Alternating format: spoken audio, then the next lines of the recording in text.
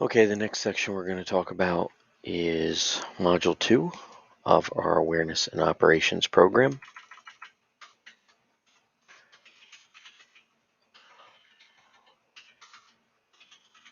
Like Module 1, this program, this module will be valid for both the Awareness and Operations.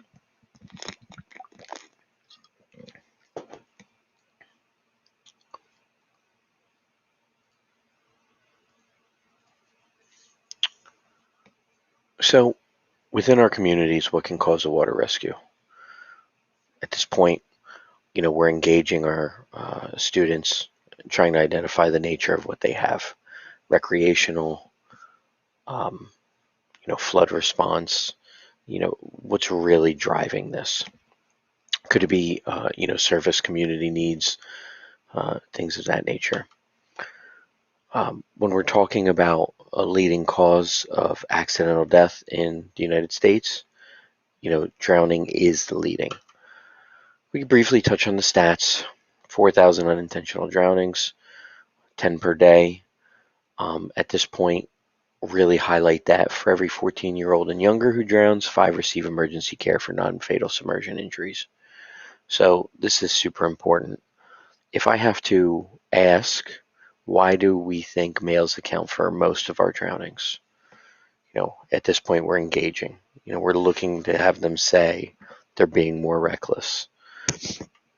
When we look at the age groups, here we can see clearly some of that barrier separation is going to lead to that less than 1-year-old. Those people, they can't manage themselves, they fall in. But as we see that big spike from 15 to 24, we can engage and say, what could cause that? Obviously, alcohol is going to play a huge part.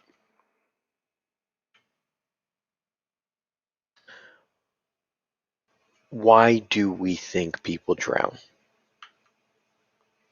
Weak or non-existent swimming skills. They're overestimating their ability. Unsupervised locations, you see this a lot at the Fairmount Park site. Unseen hazards at some of these quarries and things of that nature. Not wearing a personal flotation device, especially while boating. Barrier separation, not having those appropriate pool guards and kids falling in. Here's this lack of familiarity of the water site. Not understanding some of the hidden features, the boating knowledge and skills, again, coupled with alcohol, not wearing a PFD, recipe for disaster, alcohol or drugs, and us not understanding what drowning looks like.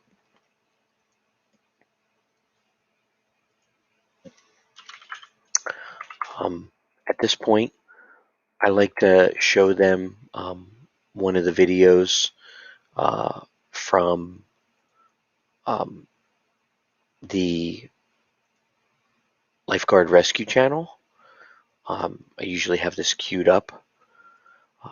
So what does drowning look like? So it's important for us to understand that we traditionally do not understand what drowning looks like.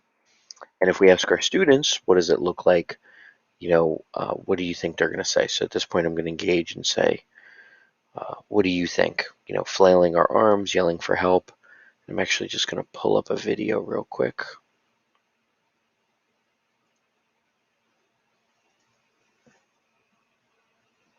So what we're going to do here is I'm just going to share this and I'm going to put this in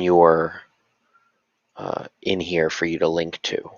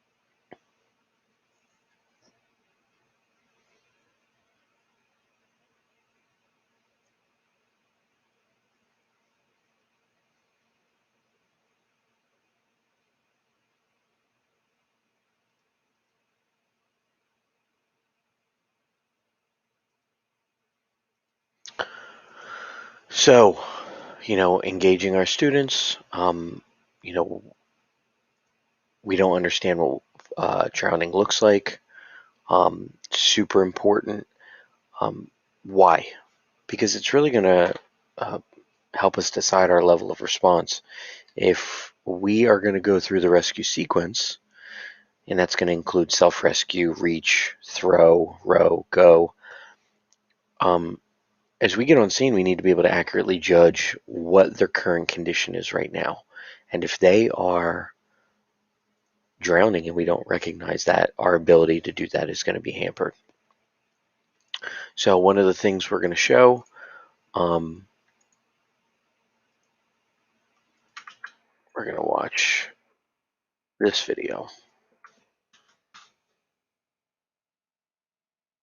And what I'll do is I'll show a bunch of these videos in the class, oftentimes in the middle of, during breaks. But it's nice to keep all these queued up as a playlist so you can just run between them in order. And I'll try to have that ready. But here we go. This is one of the popular videos. We don't know what drowning looks like, so let's see if we can spot the drowning.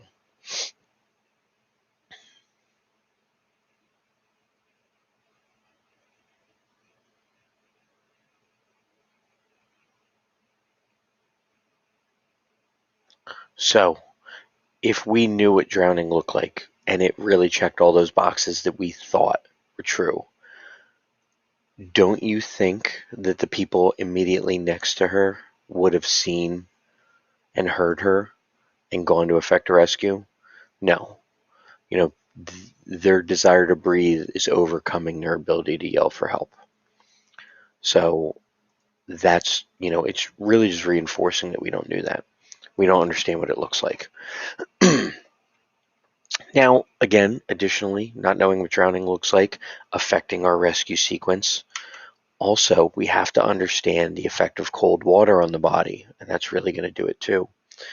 You know, before this slide, I'll oftentimes pause and say, as a show of hands, or, yell out how long you think it is in 40-degree water until your body becomes hypothermic and you succumb to that. Often we're going to see 5-10 minute responses. 2 minutes. And we're going to talk about cold water shock. We're going to operate on the 1-10-1 principle, and this is really going to help us understand what's going on. The first minute, we have what's called a torsal reflex. That cold water hits our diaphragm. We're unable to breathe, unable to control our breathing. Oftentimes, if I fall into cold water and I'm not covering up my face, what we may see is that I'm going to involuntarily gasp, suck in water, and immediately drown. If I'm covering my face or I'm protected in some way, I'm going to have that minute where it's going to be difficult for me to control my breathing. Once that happens, I have 10 minutes before cold incapacitation sets in.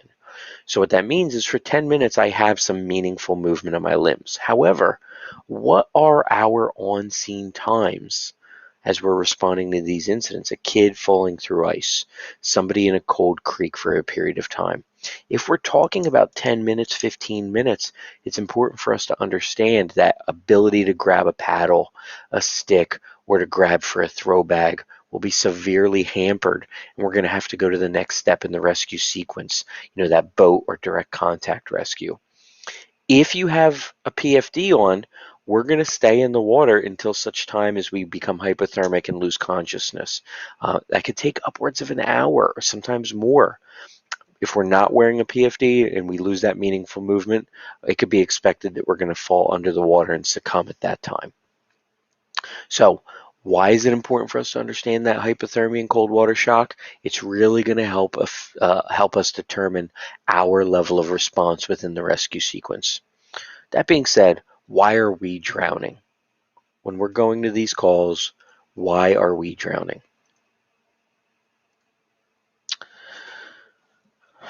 Here we go. Most of us are drowning for the same reasons the victim drowns, not wearing a PFD, right?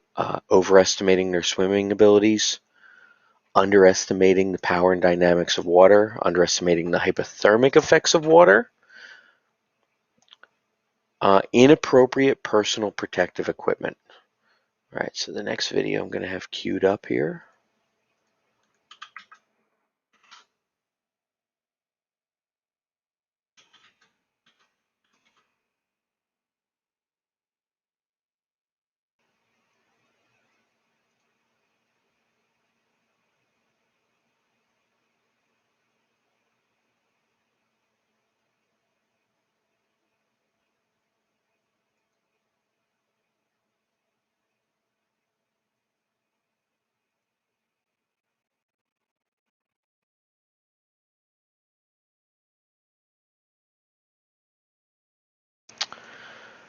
I apologize for the delay, guys, as I'm switching between software. Obviously, we would have these queued up and ready to go.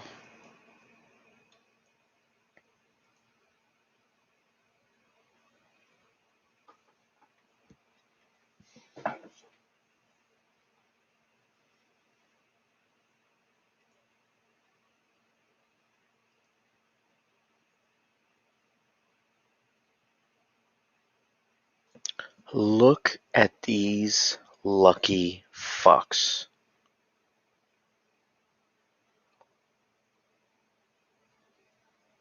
So not only are they attached, one of the number one things that we're reinforcing in operations, we're never becoming attached.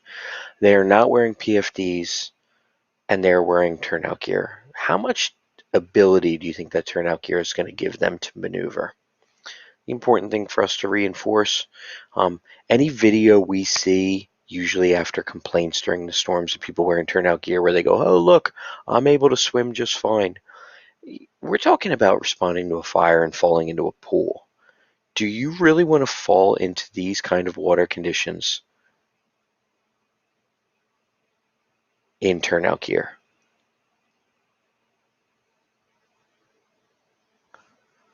Oh, it's embarrassing.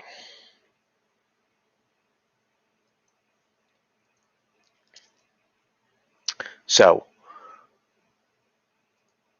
obviously, the most important thing, or one of the biggest contributing factors, that inappropriate personal protective equipment. Lack of equipment, appropriate equipment. If you're a technician and you determine you are going to go with a positive connection, you need an appropriate PFD and it needs to be in good condition. If it's not, it is no longer suitable for us to do that. We should not be tethering to inappropriate connective devices that don't allow us to, break away. Inadequate training, being tasked with a training above our level. We've seen responses where people are moving into moving water with ice suits and immersion suits, and if they were appropriately trained, they would understand that that is not an appropriate level of PPE, and they were not able to effect a rescue, and they were in danger themselves. An incorrect number of personnel or equipment. We do not commit to any operation unless we have backup. So if we don't have backup, we should not be committing. And insufficient backup, obviously, insufficient scene command and control, not having accountability. There's videos of people showing up on scene, immediately going to effect a rescue, and getting swept away. Now, one was a police officer, and she was luckily found. However, that could be easily one of us, and us not managing that risk up front. So what kind of responses are we naturally responding to, and do we need to account for? It's not just those sub-disciplines of water rescue. We have to look at what's causing those, right? So we have single victims, multiple victims. That still or surface water type of response could often be recreation, completely different level of response for us, versus moving water. That greater than 1 knot is what we're going to call swift water. Trapped persons, animals is an entirely different level of response. You should be engaging teams who've practiced that. Tidal flooding. And oftentimes we don't think about tidal flooding, but in conjunction with storms, many of our river communities that are on some of these inlets are susceptible. We need to be mindful of that. Responding to children and being able to appropriately manage their risk. Flash flooding. And we'll talk a little bit about that in a minute. Ice rescue is big. Just because it not only affects our inland kind of water, bodies of water. We also seen large ice jams form on the big rivers. So obviously with firefighters dying in moving water on ice, how does that affect our ability to effect a rescue? What do water emergencies from vehicles look like? And there's specialized training that you can take that will allow you to understand the buoyancy, how vehicles are going to land, and how we can remove people who may be weighing down that vehicle and move them into something else. I'm recording a video. What's up?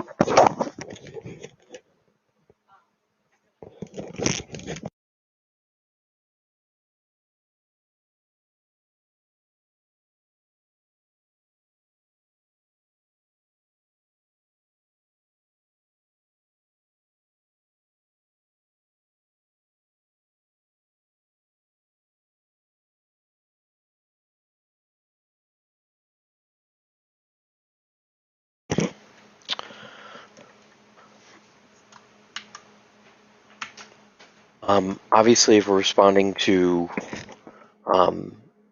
recreational style of areas, we may see people with foot entrapments or pins related to kayaks up against objects, and we need to have plans in place to do that. We could be tasked with assisting law enforcement for criminal investigations or to placing officers, or we need to go back to our Fire 2 evidence preservation skills to understand that, at what point is this become a crime scene and we need to have that chain of evidence. Or it could even be industrial with regards to some of those chemicals and, electrical issues in some of those areas. What's flash flooding? A rapid rise of water. People can become trapped and they're unaware of the quick rising water. The number one weather-related cause of death in the United States. So take everything else, and flash flooding's the number one. 50% of deaths occur when a vehicle is driven into floodwaters. And it says it only takes 18 to 24 inches of moving water to sweep away a vehicle. I think I'm going to revise that.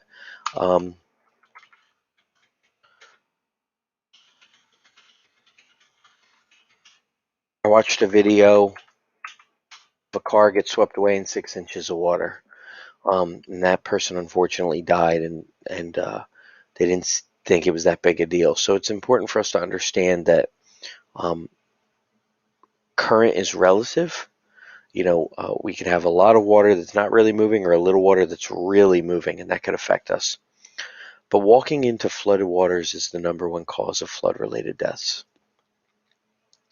Severe thunderstorms, heavy rains, large snowmelt, ice jams, dam failure can all contribute to flash flooding. It's important to understand with the heavy rains and thunderstorms, it doesn't need to be raining here. It could be raining in our watershed. Upstream could contribute to that. The large snowmelt can contribute. When an ice jam frees itself, that can contribute. So that's significant. Obviously, dam failure is a big one. When we talk about, flash flooding and what does that look like,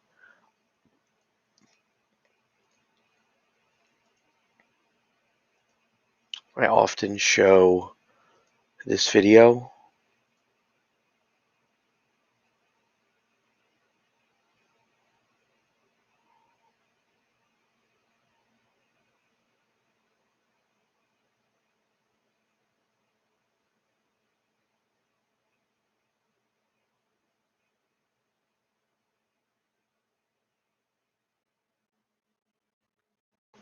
Heavy rains in Iran causes flash flood to come up in minutes. All right. That is not a survivable event. So it's important for us to reinforce, how significant this can be.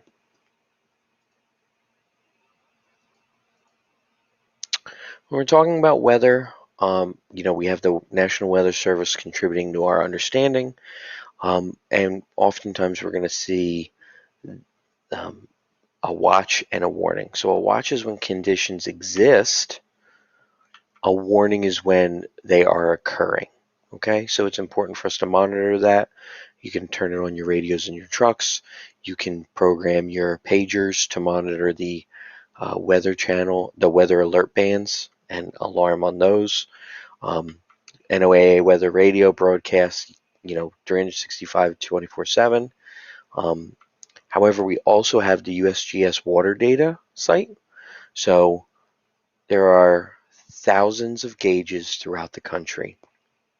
These gauges record everything from current flow conditions to temperature, height, and they vary from the importance of the gauge and how those conditions change from call to call. However, when we look at that data, that history is tracked forever. So I'm looking for this, one of the sites I look for. So when we're looking at this data, we can go back to every single one of our major incidences, and we can look at what the data was during that time. And we can actually sign up for alerts for that. So what that means is I can go in and I can say, hey, you know what, on these 4 dates, let's maximize this so you can see. So I like having a gauge up. On these 4 dates, here was the number of cubic feet a second that were traveling during that waterway. So at this point, it's important for us to really talk about what cubic feet a second is. That's a measure of that current, right? Now, if you're looking at a 6-foot wide creek, 500 cubic feet a second may be a lot, right? If there's a gauge there, we go to some locations where 500 cubic feet a second is good enough to run a class. However, Scudder's Falls right now, we're looking at 11,100 cubic feet a second, and that's kind of low comparatively to some of the other times that we've gone there. We can look at the gauge height over the past couple days. It's gone up 3/4 of a foot with the rainfall that we're seeing today. So this is really relative to the body of water. So you have to look at current conditions, normal conditions, and then conditions when you had these significant events to be able to accurately judge. But we can look at this data during those specific event dates, and we can sign up for those alerts. So if I know that every time we had a major incident where we had to do a walkout or a rescue, the flow was 1,000 CFS, it may make sense for us to sign up to alert me via cell phone when it goes up to 800 so that I can put up gates, maybe close off the road. Because isn't it safer if we don't go in the water at all versus going to have to effect a rescue, right? And that pre-planning is going to help us save time, lives, and resources. Remember, if we put this as the big picture and we pre-plan these events and we close the road, we don't have to commit. We can go effect a rescue elsewhere. And if we practice these events often enough and we have a good understanding of what we need to do, it becomes second nature for us. We can do it safer with less. And if I'm doing a walkout in an intersection, we need a chief, a primary rescue group, a backup group, and an ambulance. We don't need a full company response for that. And that planning allows us to use our knowledge and experience and our training to do this with less so that the crews are available to effect other rescues elsewhere. When we're developing this team, it can't be one person who's really good or really interested. We need to have buy-in from everybody, right? And that is when it's going to contribute to our ability to effect a rescue easier. All right, it reduces our risk. As we look at this and we look at our level of response and we look at what we've done before, we can start developing SOGs. What can we use to model our SOGs? Our AHJ is going to look at national consensus standards, NFPA 1670 and 1006, and using our personnel, our training, and our equipment, reasonably identify our level of response and build that into our SOGs. Does that mean if we have SOGs, we can't operate outside of those? We can't scale back our level of response depending, or scale up? No, it doesn't, because it's a suggested operating guideline. However, it gives us pause and it helps us determine up front. When we develop a team, we train often, we use our mutual aid partners, we work with EMS and have a better understanding of their needs so that they understand what they need to give us and we understand what they are able to give us. Hold on, let me reshare that.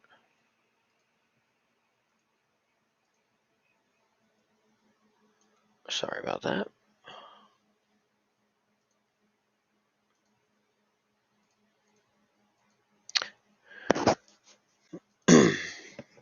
um, as we look at our types of calls, we can engage our county partners in the dispatch center. We can identify what that dispatch criteria looks like, change our call, our box list, depending on what they're able to give us.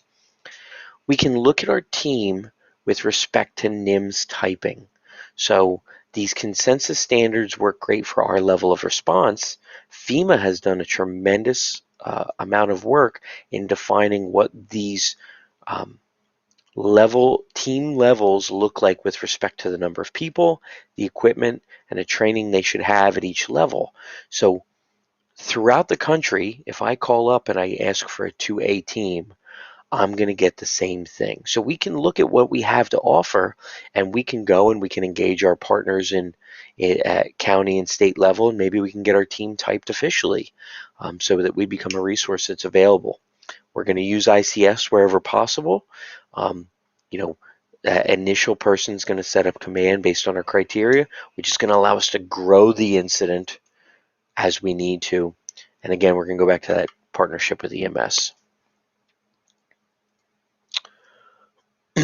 Team isn't a team if we're not continually refreshing our skills. We need to cross-train our existing personnel.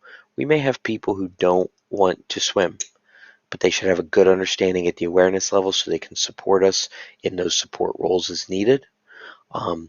People who are really good at one particular skill need to have an understanding of the others so that they understand their needs. Training often and drilling builds the skills to do those jobs and makes it second nature. The most important thing for us, though, is the basis for all of our action is going to be our ability to self-rescue.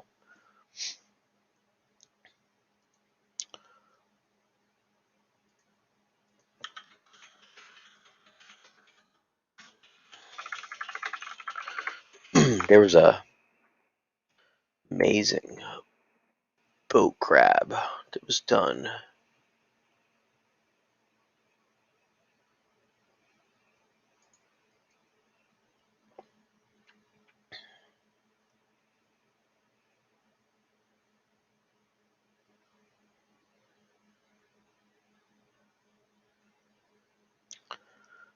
Of course, I can't find it.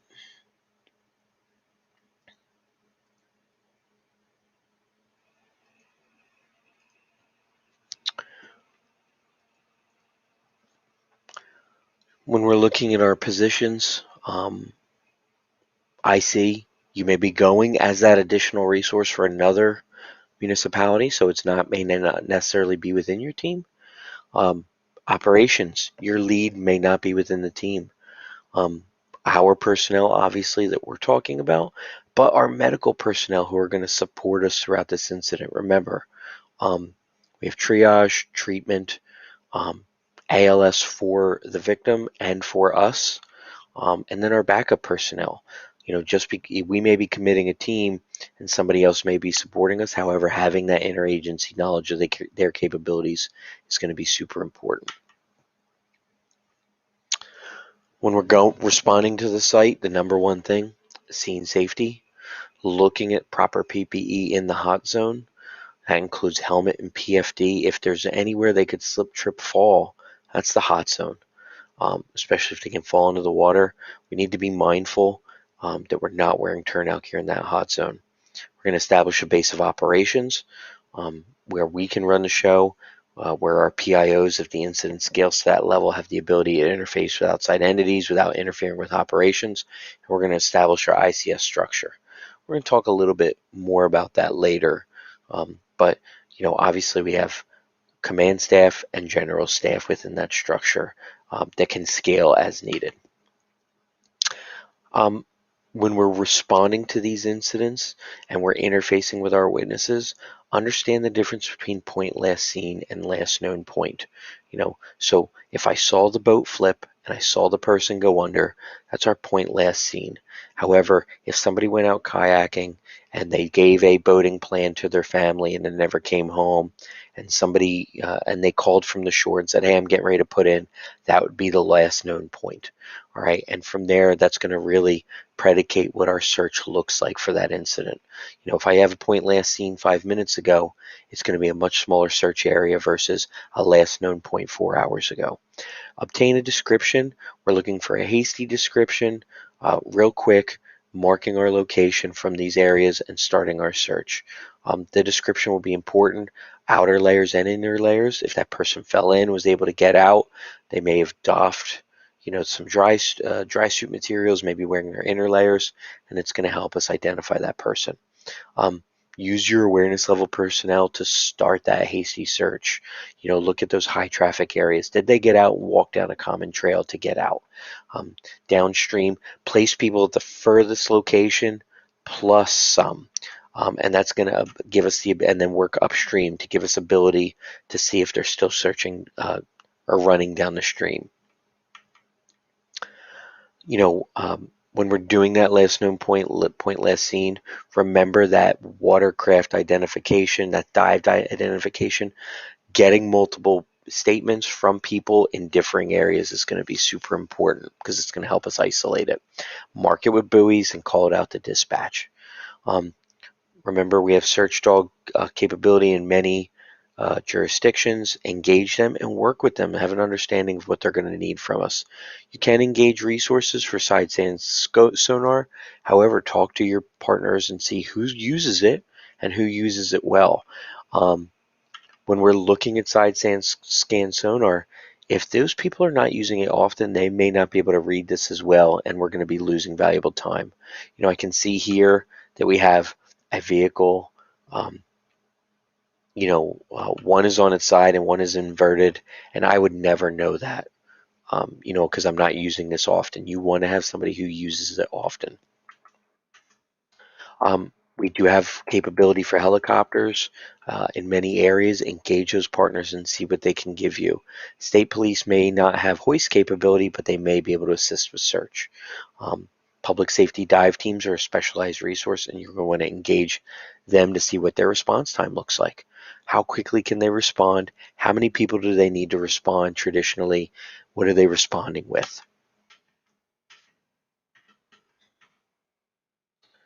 Obviously, besides hoist and search, that aerial scene assessment's great. If depending on your team capability, you may be at the level where you have a requirement for a boat and a bag so that you can actually deploy from a helicopter. So those are certainly capabilities that are available with many helicopters. Having an understanding, though, do you have a helicopter coming that can provide that capability?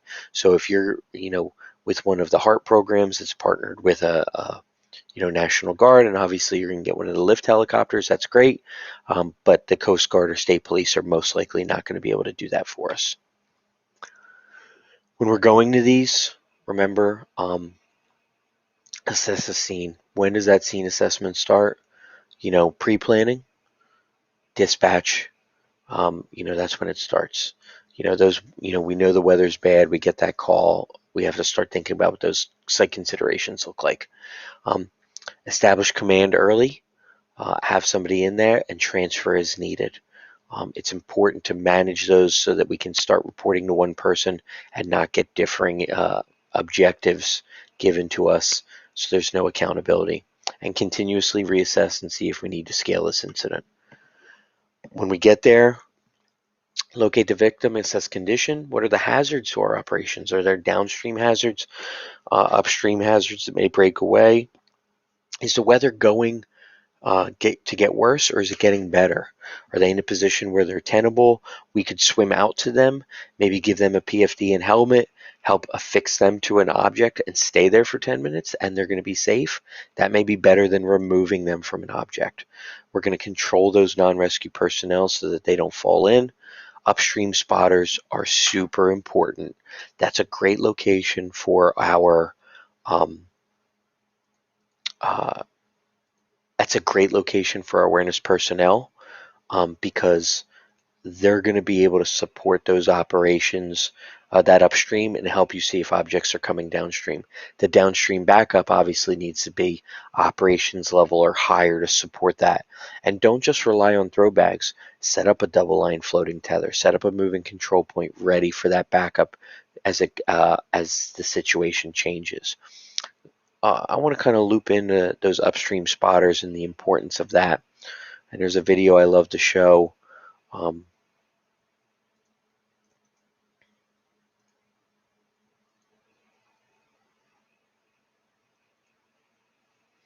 so obviously in this case, and again, it's easy when we're looking at the situation after the fact. But here we have people that went in to effect a rescue. Looks like law enforcement made it there first. By their number of cars, the number they have on the roads, they are going to get there first. It's important to give them an understanding, maybe get them awareness level training. But the people responding to this incident, if they had higher level training, they would probably understand that if they let go of one side, they would have pendulum to the other. We may have been able to help affect the rescue here, but everybody is in danger. We've got people without PFDs in danger of falling in. We've got a victim on the other side, trapped on the rope. Going back to that, obviously this person got out. That's awesome. We're super, happy they were able to do that. However, we don't have any upstream lookouts that can maybe give us advance warning of what's happening.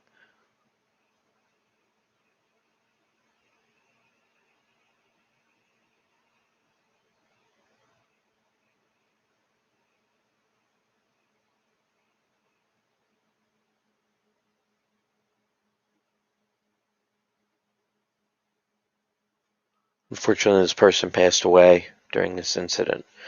So obviously they didn't have an understanding of how to move that rope to get the person to the other side. But even if they did, um, and they were able to pendulum them over, they would have known that debris was coming down. Follow protocol for contaminated water and body substance isolation. You don't go in auto extrication without wearing gloves. So why are we going to, water rescues and going to effect a rescue without gloves? Why are we going from one street to another with possibly different bodies of water and not changing out those gloves? We're deconning ourselves. Not only are we bringing those contaminants, between incidents, we're taking them to other victims.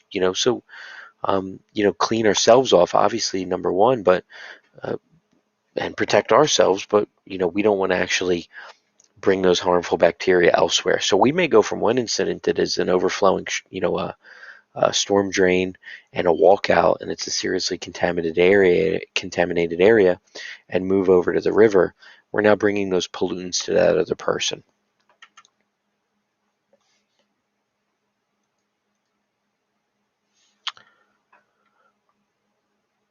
When we're talking about what does the nature of this call look like and how, risk a lot to save a lot, we have to really start analyzing rescue versus recovery. So identify where they are, assess their condition, how difficult is it? Do I have the personnel, equipment, training to go effect this rescue? All right. How long have they been down? People have been underwater, for over an hour and been successfully resuscitated. However, that's cold, clean water. The longest known submersion is over 4 hours. Cold, clean water with no neurological deficit for a young child. But that's not the norm. So we're really going to look at that golden hour for when we're going to basically scale those operations to recovery mode. We need to have adequate rescue personnel, including backup, before we commit, and the equipment. Our first priority, though, the safety of us and our team. If balancing that. So as we look at this incident, we're risking a lot to save a lot, and we get to that at 1 hour mark, 2 hour mark. At that point, maybe we need to start thinking about, well, this is no longer going to be a rescue. This is a recovery. So how do we scale this back? change plans, and make it safer. We have to use our experience and judgment, and not let our emotions get in the way of that decision making. So, as we're, the family's going to be there. They want to know what's going on. Their friends are there. This is where, for this incident, having a PIO or somebody to interface with those people is super important. Again, keeping track of that incident time. And look, an hour under the water, and they've been revived, but that's cold, clean water. Where are they? Cold and clean versus dirty and warm. Were they physically fit? Did they know how to swim? Did they go right under? Did they struggle to surface for a couple minutes? Because that's going to have an effect on how much oxygen was perfused in their blood. How complex is the rescue? Is it on a notorious undercut that is dangerous? Is it in a low head dam? Do you have the personnel, equipment? Are the environmental conditions not warranting our ability to safely effect that rescue? But again, going back to, using turnaround, don't drown, closing roads, putting barricades across roads, may be safer. So using that USGS water data and really saying, hey, at 800 I'm closing the road because 1,000 it's going to flood. Putting a fire police officer out there is 100 times safer than this turning into a rescue and us having to go out and get them. So using that can help save lives. It's about so this section was about 45 minutes. So module 1 an hour, module 2 45 minutes.